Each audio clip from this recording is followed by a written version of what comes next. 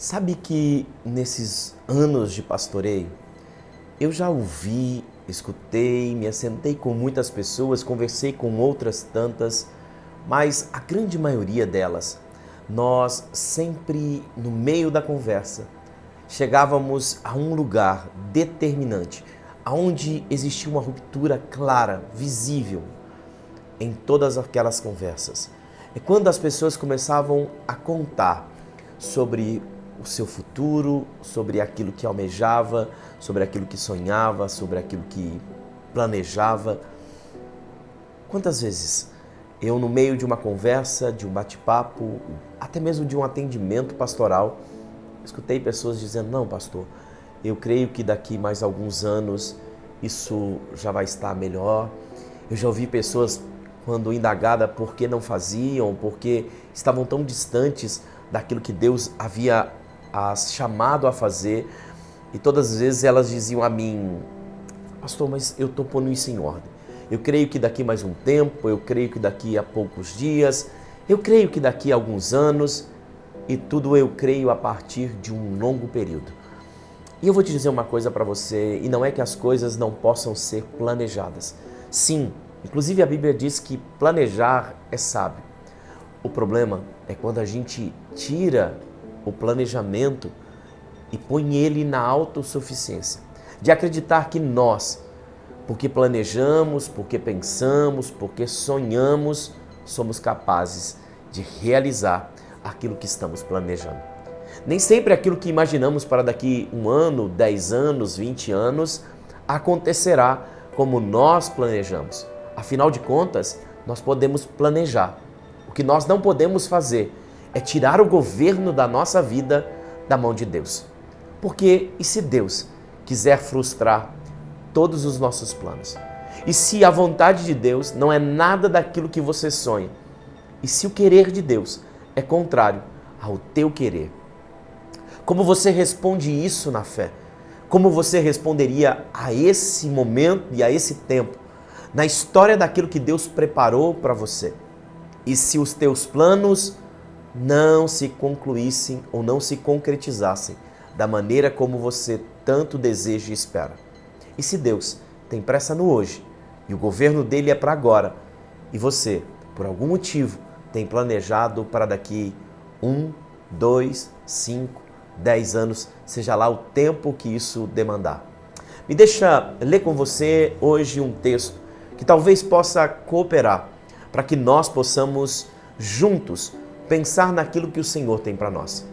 Tiago vai escrever o seu evangelho e no capítulo de número 4, a partir do versículo de número 13, Tiago diz assim: atentai agora, vós que dizeis, hoje ou amanhã iremos para a cidade tal, e lá passaremos um ano, e negociaremos, e teremos lucros. Vós não sabeis o que sucederá amanhã. Que é a vossa vida?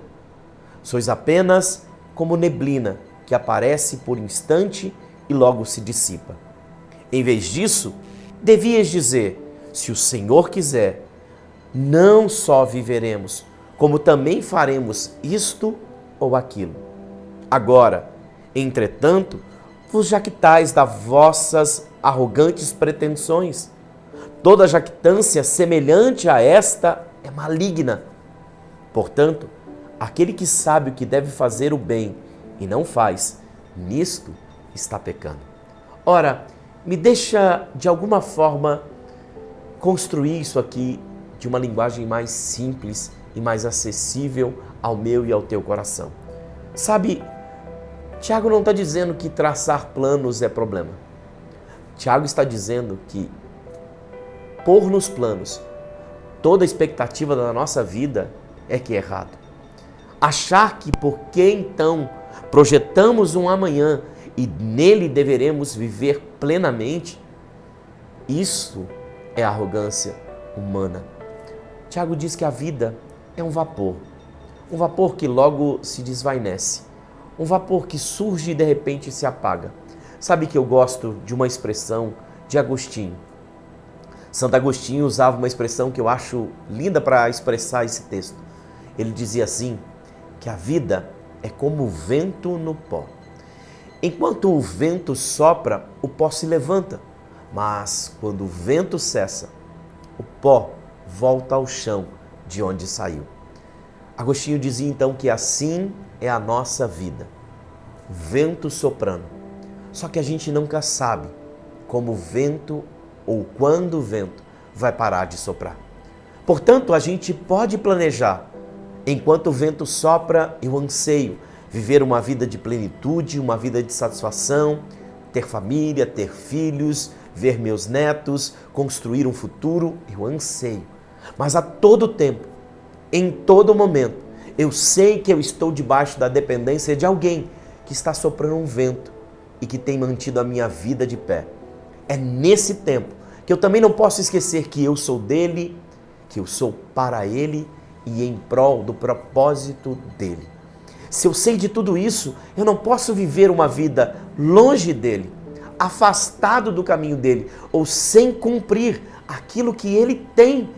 Afinal de contas, ele mesmo disse através do profeta que todos os homens quanto ele fez e formou, fez para a honra e glória do teu nome. Ou seja, tudo que eu faço, tudo que eu vivo e tudo que anseio viver tem um propósito. Não apenas concretizar aquilo que anseio, mas principalmente cumprir o desígnio dele estabelecido a mim sobre essa terra. E é nesse lugar que eu e você não podemos vacilar. Afinal de contas, ele diz que quando eu troco a vida de Cristo, os anseios, as vontades e o querer de Deus, pelos meus anseios, pelas minhas vontades, abandonando.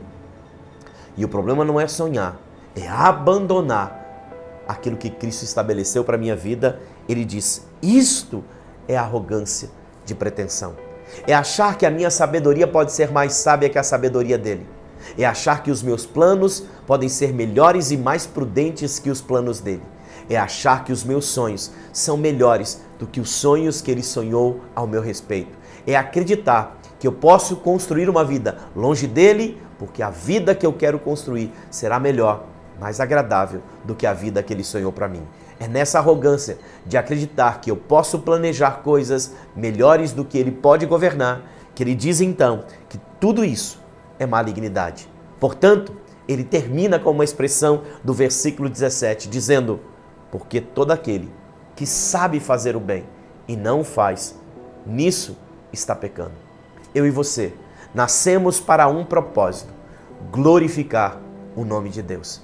E quando nós paramos de fazer isso, paramos de glorificar, paramos de cumprir o seu propósito, paramos de cumprir o seu id, paramos de cumprir o desígnio de servir ao nosso Senhor, quando nós paramos porque estamos atarefados nas nossas conquistas, nos nossos sonhos, nos nossos anseios, sim, aí estamos pecando.